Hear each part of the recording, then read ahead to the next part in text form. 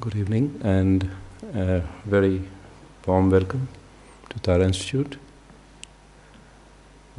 My name is Ashvini and I'll be presenting Monday nights this month. I've been a student at Tara Institute for over 10 years now, and as you would know, 10 years is a very short period of time to gain any significant understandings of Buddhist teachings. But I'll try my best to convey what I've learned from our resident Lama, Venerable Geshe-Doba, and some of his long-term students who have so kindly taught me over the years.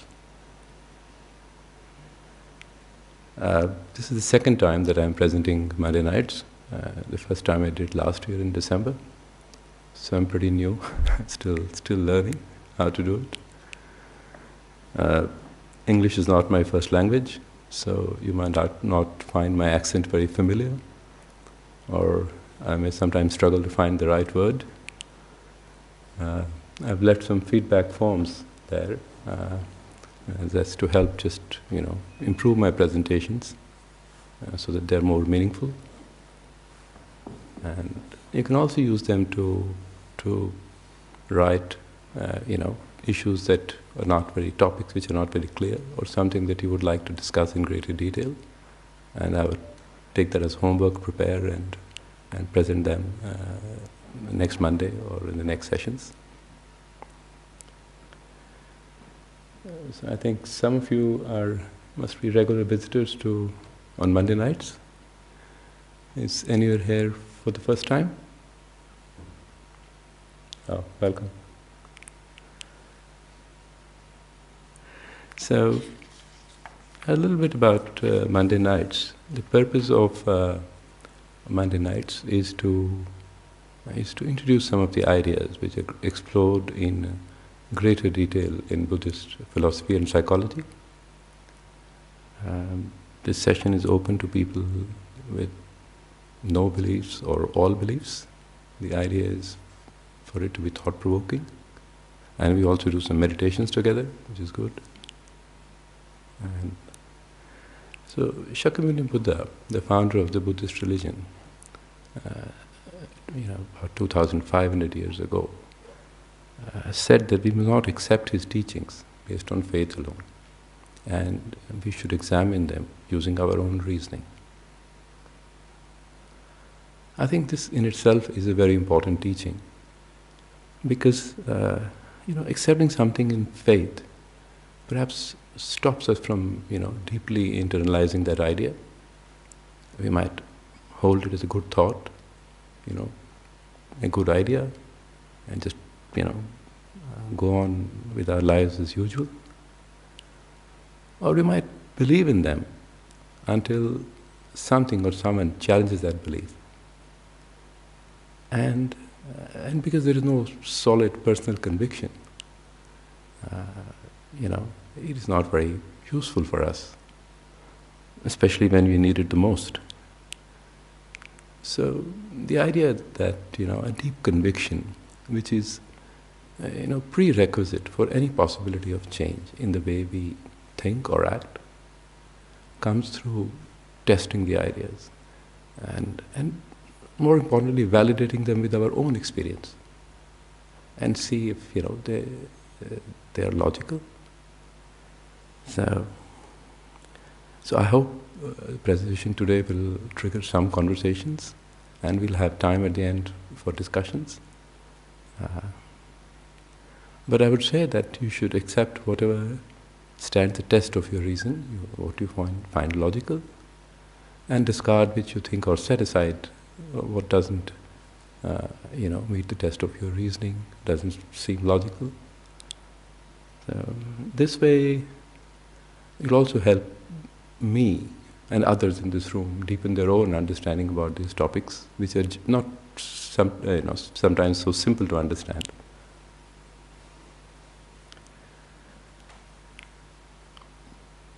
So, as you would have noticed, at the start I recited a verse, which is a verse of motivation which is often recited at the start of any Buddhist teaching or practice sessions. So, you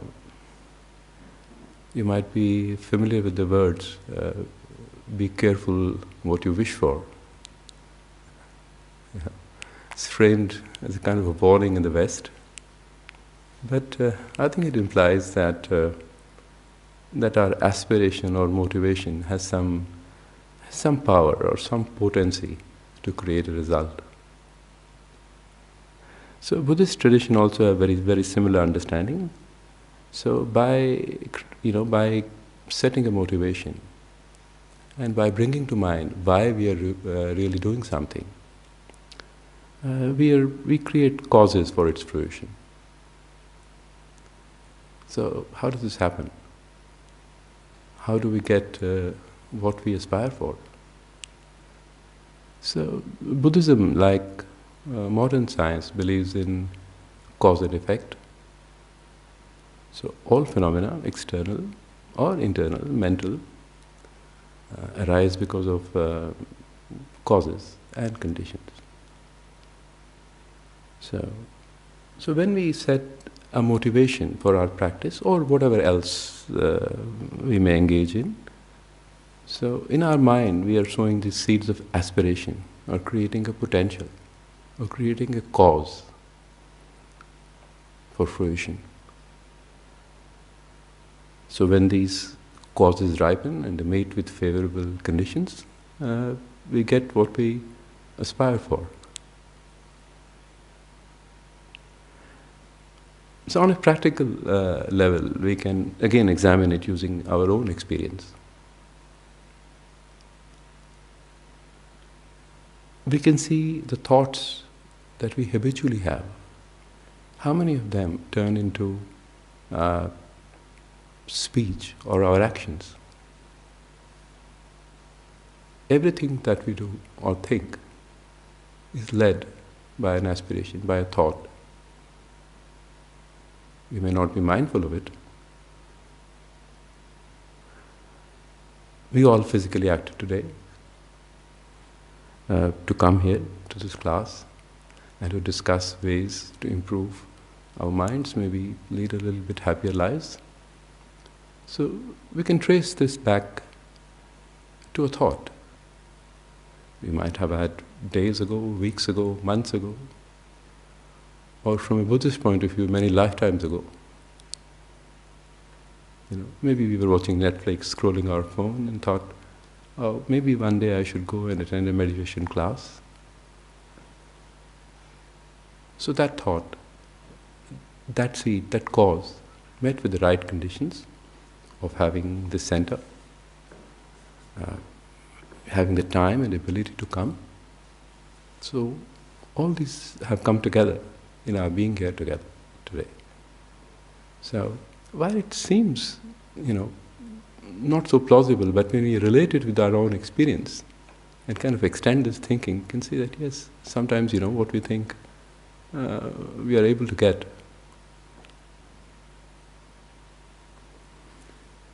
Now, all the experience in our life, all the activities that we engage in, begin with some kind of an aspiration or motivation.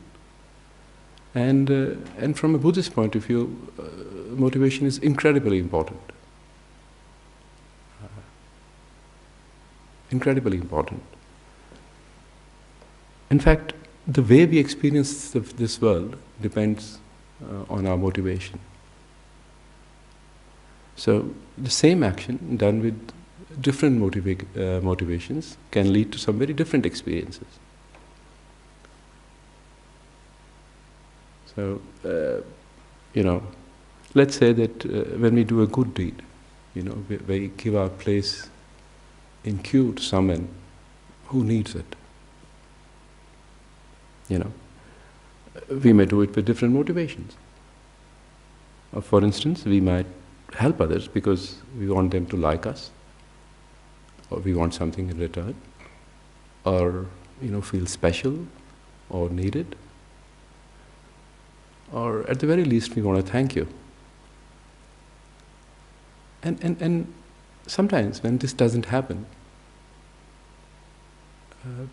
there is this disturbance, The mind is not happy. We might think that, this person feels so entitled that he didn't even acknowledge my gesture. So, whereas if our motivation was only to help, purely to help the person, the very act of giving our place in the queue should have made us happy. So again, we can see this in when we really examine why we do something, and then we see our mental response after the action or during the action, we can see the difference. So to the extent that I'm sitting here and talking to you to enhance my self-image or seek praise, I will, suffer with a mind of anxiety, or I'll have a craving for praise, your good response.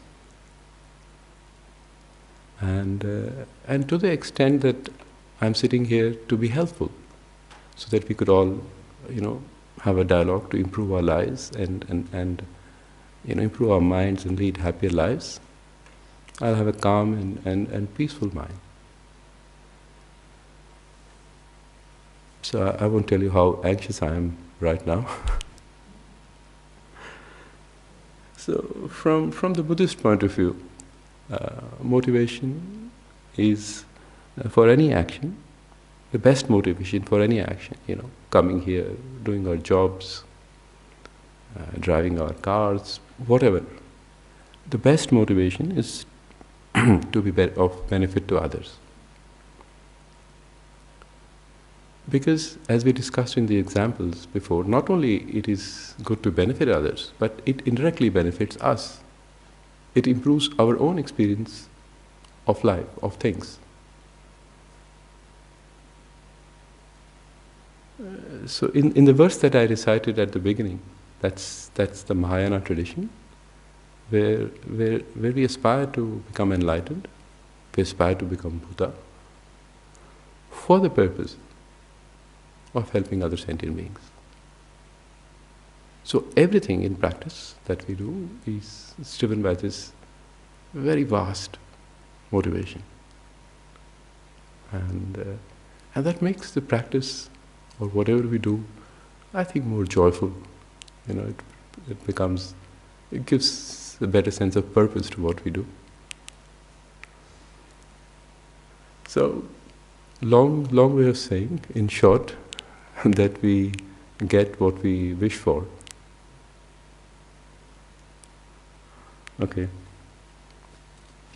So, let's start, with the meditation, and we will begin the session with setting a motivation, and then continue on to a single-pointed concentration meditation. And the object of our meditation today will be our own breath that we are so familiar with, very intimate. So if you examine your mind, right now, you'll see that it's jumping from one thing to other. Thought of something that we will do later, something that happened earlier in the day, physical sensations, a cup of coffee, a warm blanket. Mind is never static, always busy doing something, has an energy of its own. So, single-pointed concentration meditation at the start is not easy, but it's most beneficial for bringing this discursive mind under a bit of control. So it's said that if you meditate regularly like this for even 10 or 15 minutes every day, you can develop good concentration. And you get this immediate sense of spaciousness that you can almost clearly see the working of your mind during the meditation and throughout the rest of the day. You become aware of the activity of the mind. So the two qualities of mind that we use for meditation, as you'd probably be familiar, are mindfulness and alertness. So mindfulness enables us to remember our object of meditation, to be mindful of our object of meditation without forgetting it. And alertness is likened to a sentry watching out for distractions. So alertness knows what's happening moment by moment, keeping an eye on whether our mind is paying attention to the object of meditation or it has wandered off to something else. So we'll utilize these two tools for our meditation today. It's natural for the mind to wander away from the object of meditation,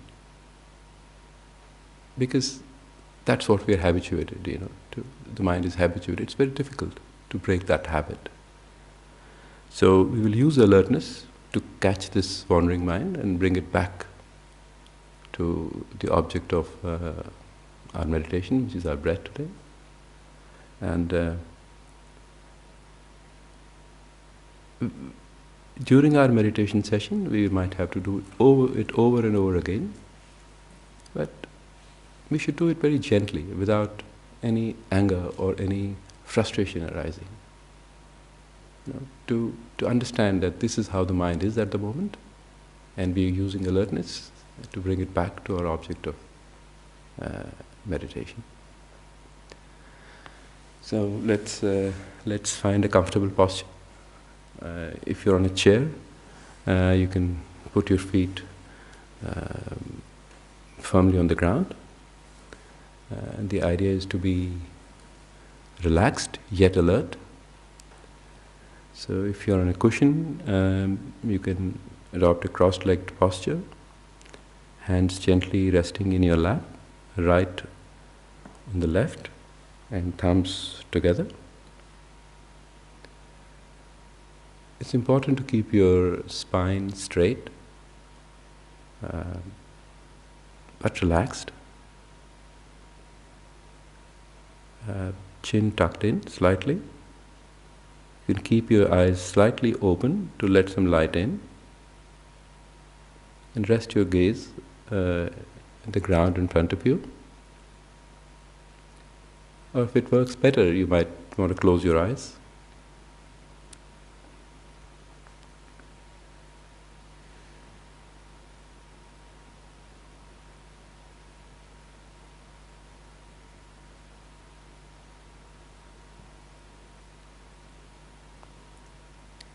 So now relax your body and let go of all tension. Just do a scan of your body and see where you can feel tension. Your shoulders, jaw, neck, wherever you feel tension, just let it go, just release it.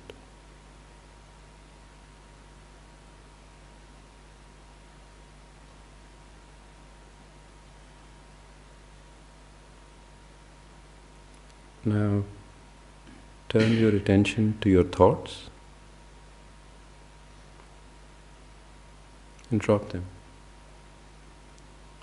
one at a time. Make a determination that for the next few minutes,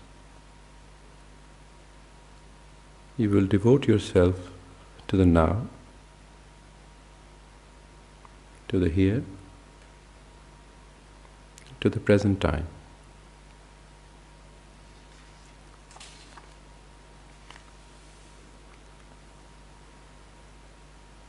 Let's begin with setting our motivation. You can think about what brought you here today and what you would like to achieve from this time that we're spending together.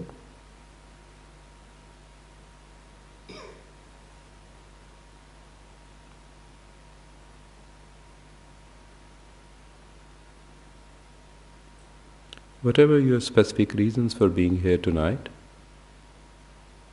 you could all agree that we are searching for ways to lead happier lives.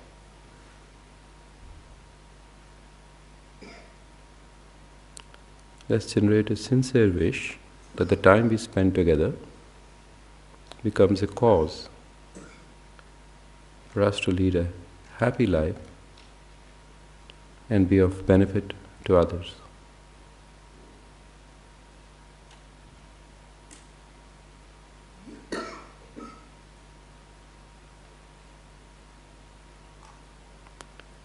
Now bring your attention to your breath, which is the object of our meditation today.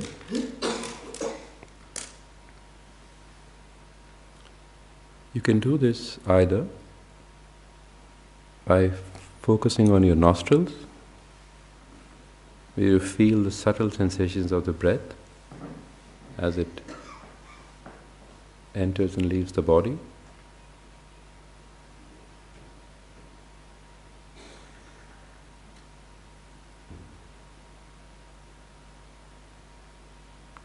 Or by focusing on in and out movement of the abdomen with each breath.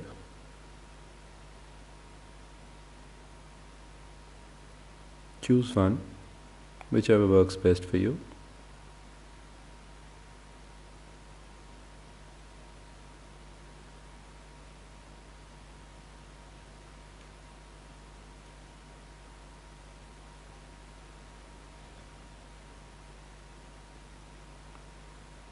Whether our breath is short or long, doesn't matter. What is important is that we follow each in-breath and each out-breath from the beginning to the end. Our awareness is sustained and there is no interruption.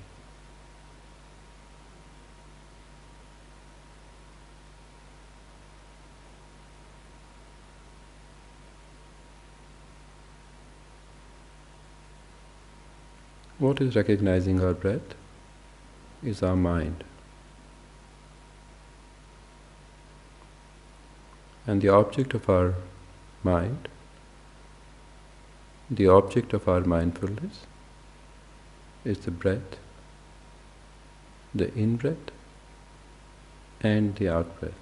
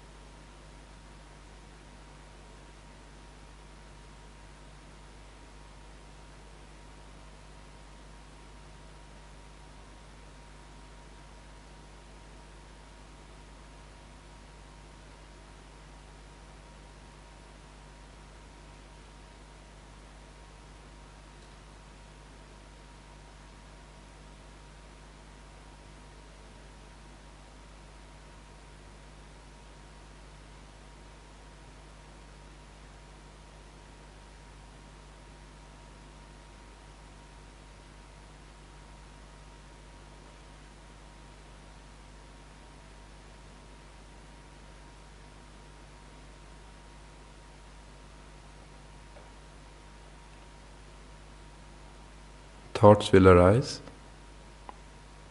recognize this as an interruption and let go of the thought. Gently, very gently. Bring your mind back to the breath over and over again. Let's stay in this for some time.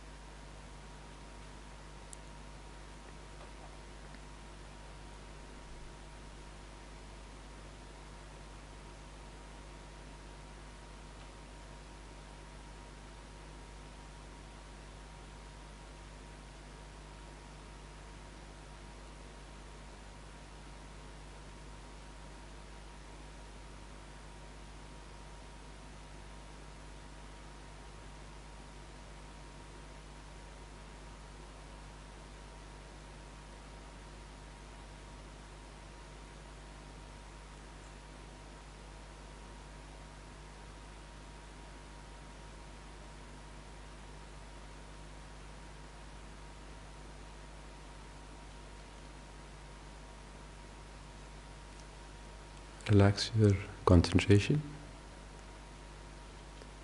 and very gently bring your mind back to the room whenever you're ready.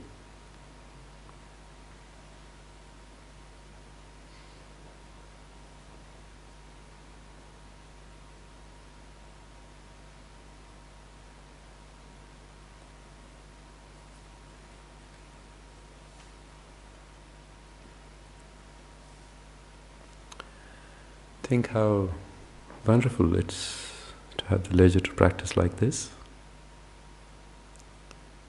and make a sincere wish to find happiness for yourself and aspire to be a cause of happiness for others.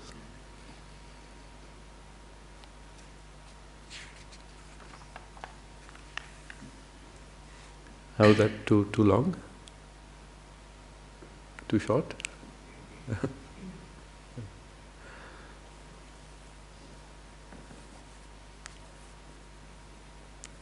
So let's turn to a topic of discussion for Monday nights this month. So I'm proposing that we discuss the Four Noble Truths. Has anyone heard about them or read them? Yeah? So that's great, we can use our collective understanding in the discussions this month. Is anyone who's heard about it for the first time, Four Noble Truths? All right, I'm good. Yeah. So the the Four Noble Truths, that's the first teaching of the Buddha. Called the first turning of the wheels. When Buddha attained enlightenment 2,500 years ago, this is the first teaching he gave. So, and the Four Noble Truths are, in a way, a foundation for all Buddhist teachings. Everything comes out of these four statements. Simple, short statements. In fact, His Holiness the Dalai Lama says, and I quote him, that if you do not understand the Four Noble Truths, and if you have not experienced the truth of these teachings personally, it is impossible for us to practice Buddha Dharma. So as a novice, it is a bit ambitious for me to present this topic. I think I might have been a bit selfish. I chose this topic to increase my own familiarity with this subject, and you happen to be my guinea pigs. So I'll just say at this point that of course not all of us are Buddhists, but there is a broad value to what he discovered. So I think there's no need to become a Buddhist to benefit from the Four Noble Truths, to deal with our everyday problems. And the Four Noble Truths within themselves contain everything that we need to find genuine happiness and live our lives more meaningfully. So I actually find it quite inspiring to look at Shakyamuni Buddha's life leading up to his first teaching of the Four Noble Truths. For me, personally, it sets a context, to his teachings, first teachings, and I can better relate to his quest by looking at what circumstances were there when he started, gave his first teaching. So I'm sure you must have heard a little bit about the life story of Buddha, but I will very briefly talk about it. But before we do that, His Holiness often says, and I quote him, it's a fact of life, it's a natural fact of life that each one of us has this innate desire to seek happiness and overcome suffering. It's something very instinctive, and there is no need to prove that it's there. I mean, we just check, all our physical, mental efforts, everything that we do in this life is driven by the desire to be happy and to be free of suffering. We can think about everything that we do to be happy. We get an education, we build careers, get jobs, invest into relationships, go on holidays, play sport. Everything that we do in our life is motivated by this very strong innate desire to be happy and to be free of suffering.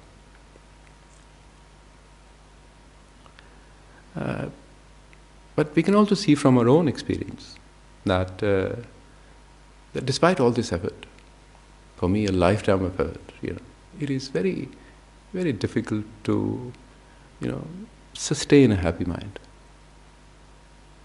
The activities that I do keep changing every day. The motivation is the same, I want to be happy. But, it becomes very hard to,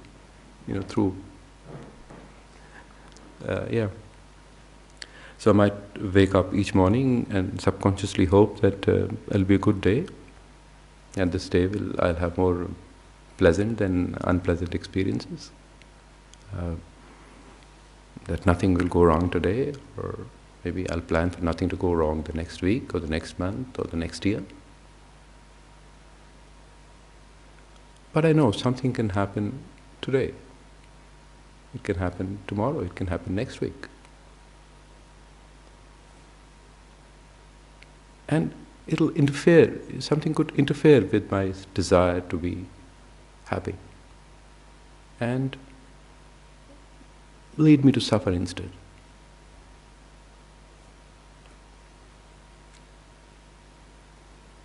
So it doesn't have to be something external. It doesn't have to be even recollection of an unpleasant experience. Just a thought of something that unpleasant makes us unhappy. And we just saw in our meditation earlier how hard it is to control our mind, how hard it is to keep these unpleasant thoughts at bay. So even if externally everything was happening for us perfect, but a thought could arise, a recollection of something, and there goes my happiness, sustained, the happiness of my mind. So Shakyamuni Buddha had an extraordinary goal: to be completely free of suffering, achieve perfect happiness, no matter what external conditions arose. How extraordinary is that? Think about it for a moment. To most people, it sounds crazy, completely unachievable. I can't guarantee my happiness for a day, let alone perfect happiness for all time. It is so far away from my reality today that it kind of seems supernatural. But as Buddha went on to discover and explain, it is not. So one character trait that stands out in amongst all renditions of Buddha's life story, and of which there are many, that Buddha had this unusual ability to apply himself, not only to apply himself fully to whatever he undertook, he was very good at that, but more importantly, to turn away from it and find a new way forward when he realized that it was not effective. Even when he was under duress to conform. So, this is what I mentioned at the beginning. He told his followers that, like him, they must not accept his teachings based on faith alone. And they must examine using their own reasoning, which is what he did. So, this is first demonstrated when he walked away from a privileged upbringing as a prince to join this counter-culture of forest-dwelling wanderers and ascetics. So, Siddhartha was born a prince, born to live a life of sensual pleasure. But gratification of sense pleasures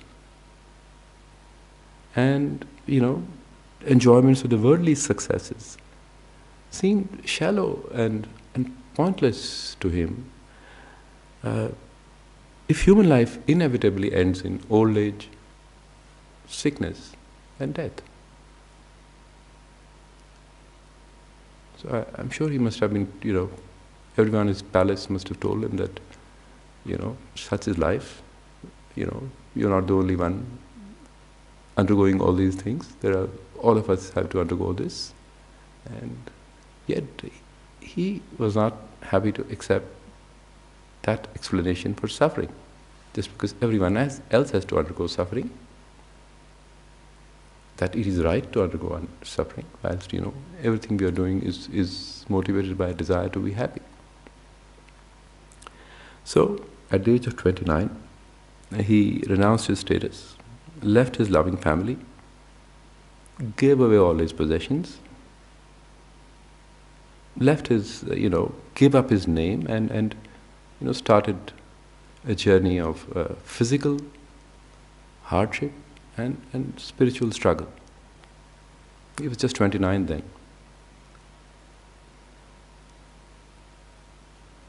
So, in the first phase of his life, he learned,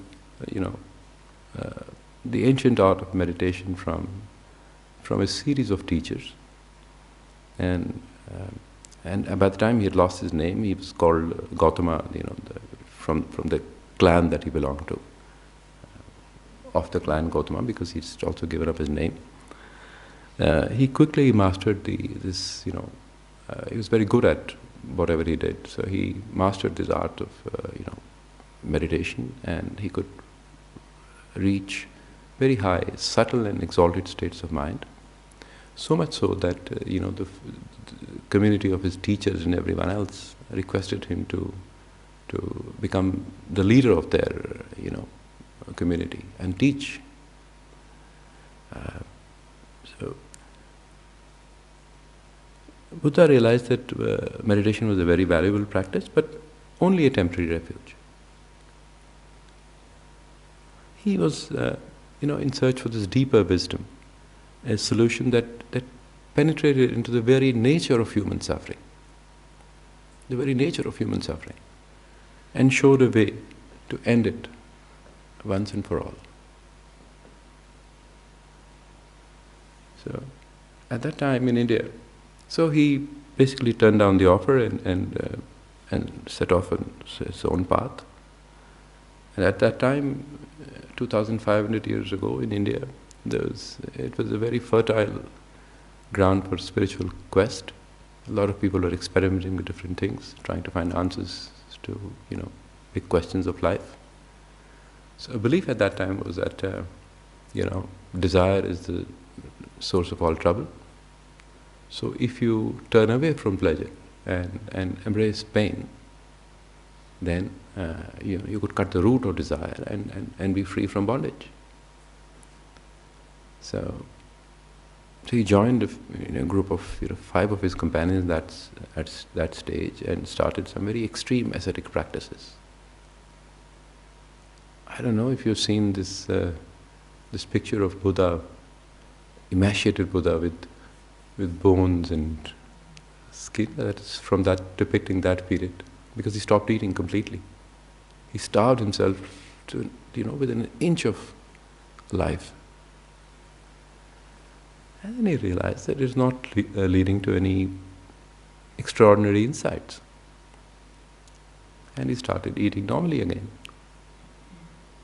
So once again he was able to measure the value of his practice using his own personal experience, and then by accepting the opinion of others. So it kind of incensed his fellow companions, who thought he was very weak and he gave up too easily. But I think he had very clear focus on what he wanted to achieve, what his goal was. So at the age of 35, so how many years that? 6 years after he left his palace at 35, sitting under this bank of river Naranjana in Bodh Gaya, which was still the big Bodhi temple now, and apparently offshoot of the tree still grows there. He had this transformative experience. Sitting under the tree meditating, he had this revelation and became known as the Buddha. And Buddha, one way of translating is one who's awake, one who's woken up. So after he attained enlightenment, he declared, and I'll read this: profound and peaceful, free from complexity, uncompounded luminosity, I have found a nectar-like dharma. Yet, if I were to teach it, no one would understand it. So I shall remain silent here in the forest. So it's said that the story goes something like that. For 7 weeks he remained in that forest grove surrounding that Bodhi tree. He thought it was, difficult to express his experience, but I think moved by compassion, he finally decided that he would go and teach, and he thought of those, his 5 companions who were doing the ascetic practices with him. So they were in Varanasi at that time. Varanasi is a very old city on the banks of river Ganges, about 300 kilometers away from Bodh Gaya. So he started to walk to Varanasi. So I've often wondered what must have gone through Buddha's mind while he was walking to Varanasi. He could have taught anything. He had completely woken up. He had the state of omniscience. He had no obstacles to knowledge. And it's therefore interesting that he chose to teach the 4 noble truths that we're going to study, at the first very teaching. He could basically teach anything at that time, it is believed. But he still chose these 4 simple statements. And so he had actually found what he had set looking for, a goal that sounds so vast in ambition that it is almost supernatural. Just think about it, to be, a state of mind free from suffering and perfected in all qualities. But thankfully, this was not supernatural. Buddha was a human being like you and me, with ordinary minds, and he converted his mind to an enlightened mind. So there's a lot of hope. So I think I'm running a bit behind time, so I'll probably have to either be less ambitious in what we're going to cover today or make it quicker. Am I going too fast? Yeah? Okay. So the first teaching at Sarnath in Varanasi, basically what Buddha basically said, that here is a way I have discovered to help us overcome our problems, so that they are never going to occur again. So he taught this as 4 noble truths, 4 facts seen by noble beings. And noble here doesn't mean royalty or being from a noble family or whatever. Noble means a person with a noble mind, a person who has the ability, wisdom to see things non-conceptually, to perceive things directly, without the mind interfering or the concept interfering with the process of perception. So the 4 noble truths was, the first is the truth of dukkha, truth of suffering. So Buddha observed that our way of existence is pervaded by a state of suffering, a state of ill-being, as opposed to a state of well-being that we are all familiar with. So dukkha is a word in Sanskrit, which it's got 2 parts. One is du and the other is kha. Du means not good, bad. And kha is space. Kha is, so you could say that not a good space, or you could say not being in a good mental space. So life involves that. Kha is also, referred to as the hole in a wheel where the axle fits in. And if that fit is not good, then we're going to have a bumpy ride. So, any which way. So, dukkha is sometimes translated as suffering. I don't know, for me suffering means some very acute or intense condition of pain. That's not something that we normally experience. Sometimes referred to as dissatisfaction as well. Yeah. So, right, yeah. So that's what I was going to say, that, looked for different adjectives. So I would say that dukkha is anything that is, pain is, of course, suffering is a part of dukkha, not whole of dukkha, but you could say uneasy, uncomfortable, unpleasant, difficult, causing pain. sadness, or more, specifically the unsatisfactoriness, or not being at ease. So Buddha acknowledged that the way we exist, our normal existence, involves dukkha. And I think it's easy to relate to that, to get a feel for that. And then the second noble truth was the truth of origin. So dukkha arises because of its own reasons. So Buddha explained that there are two reasons. So I'm going to say this quickly, and we're going to come and discuss this over the next Mondays in greater detail, just to lay a framework. So, Buddha explained two reasons as origins for dukkha. And he said, the first is fundamental ignorance, and the other is craving. So, what is this fundamental ignorance? It is a mistaken belief of a separate, solid, independent I. And because there exists this I has craving.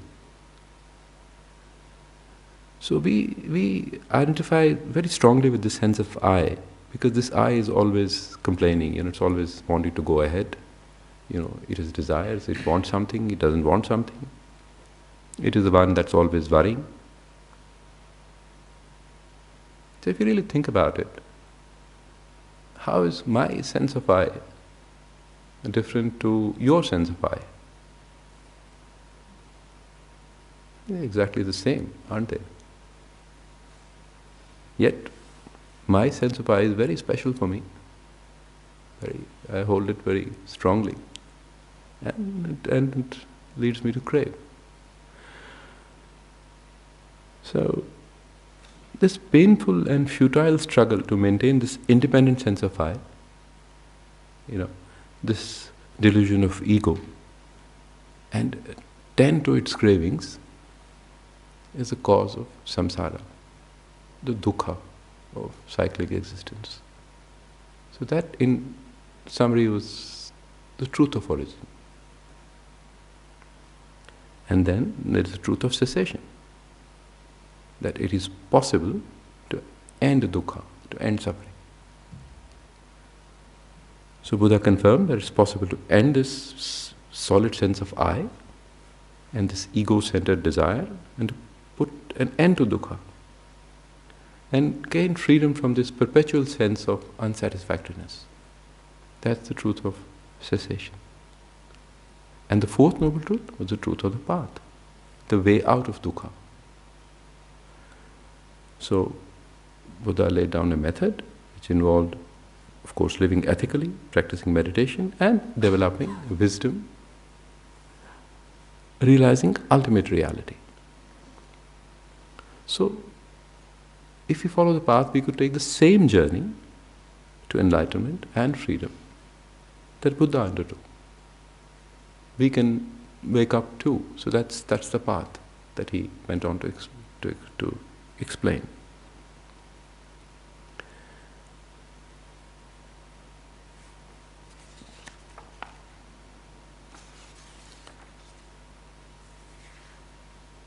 So, I think it's important to understand the Four Noble Truths from the point of view, Buddhist point of view of interdependence or interbeing. And I saw a teaching from Venerable Thich Nhat Hanh, which really helped me understand that, because this concept of interbeing, interdependence is taught not only in Buddhism, but is also taught, in modern science and philosophy.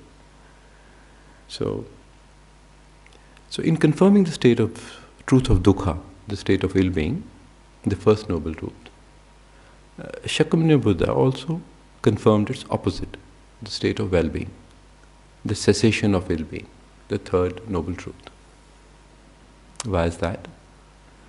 Because if one exists, the other must exist too.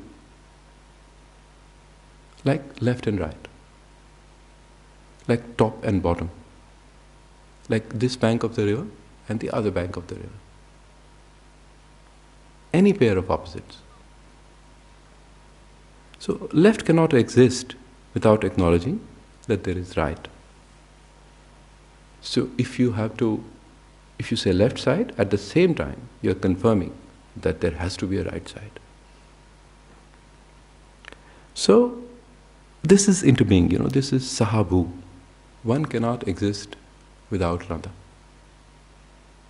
Also applies to how we exist.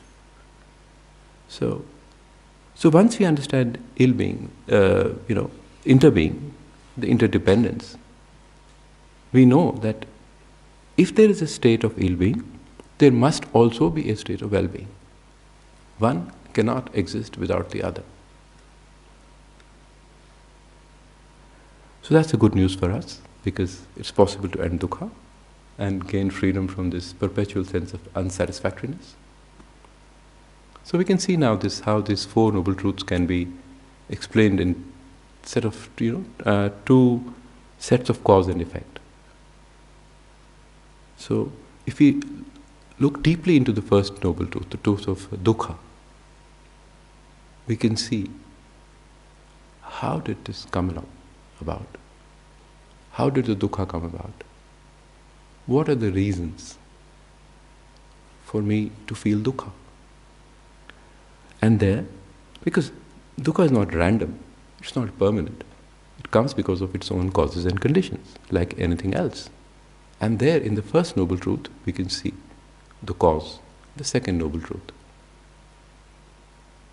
the origin of suffering, the origin of dukkha.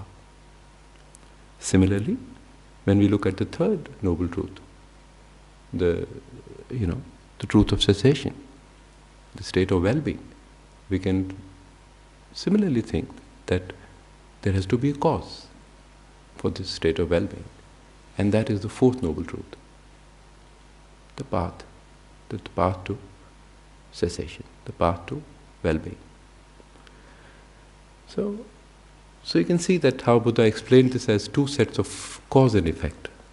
The first Noble Truth is the effect of the second Noble Truth. And the third Noble Truth, in turn, is an effect of the fourth Noble Truth. So if you look at one, you can actually see all. From first you can derive the third, and from first you can derive the second, and from third you can derive the fourth. So I think it's very beautiful teaching that Buddha gave. And I'm just going to run a bit, 2-3 minutes over time. Is that okay, or shall I? Okay. So I think I'll stop here now, and I will leave some time, a little bit of time for questions, because I know we can resume this next time. So let me know if there are any questions or anything that comes to mind. We have to realize that it's not. We are not talking about suffering. It is something that we might. We may see that something that we may least need to be familiar with. So many problems in our life, in our jobs, our relationships, our possessions. Probably some of us come to Tara just to reduce or get away from those sufferings, to be confronted by me talking about suffering. I'm sorry about that, but we have to see what Buddha wanted, and relate this, that there is a way out. That's it's within our control to be free from suffering. So Four Noble Truths are very optimistic in that way, not pessimistic at all. If there was no way out, why would we talk about suffering? Right. So I think I'll stop here today, and we'll resume next week. So I would like you to any questions? Sorry. Yeah. When you were saying, left and right, or win or lose, is there such a thing as win-win in this? Like a negotiation, you might say there can be a win and a win. So win, these are any pair of opposites are interdependent. You could have two wins, and two people could win at the same time, but the very concept of winning can only be defined in relation to a concept of losing. If there was no losing, how could you define winning? It would be very difficult.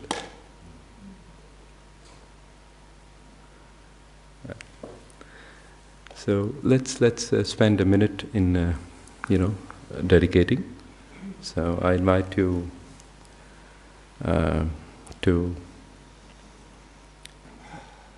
dedicate the time and effort you have put in over the last 1 hour or so. Sit in a comfortable position and think back to the initial motivation you set at the start of the session.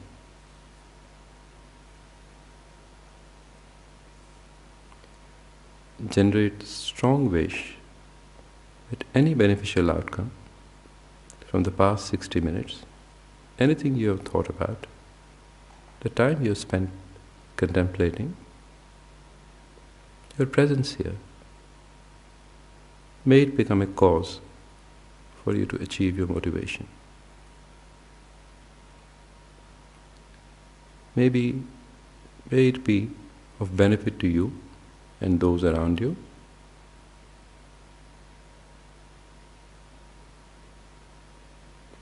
Well,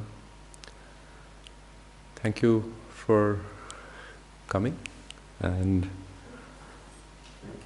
I'll stay here for a bit. I think there is some cake and tea in the dining room, if you